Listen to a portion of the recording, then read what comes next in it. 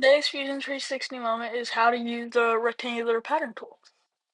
First up, you want to make your square as always 50 by 50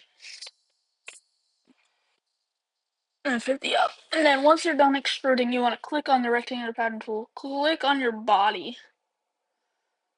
Sorry, I was just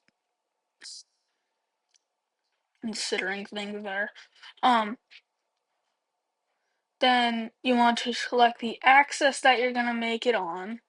And then you can drag that arrow. That's how many arrows it's going to be, how many bodies is going to be wide, and then that one's how many is going to be tall. As you can see, that creates, and then there's many more options for this tool. Hope you enjoyed and hope you learned something. Thank you for watching. I'm going to come back tomorrow for the next one.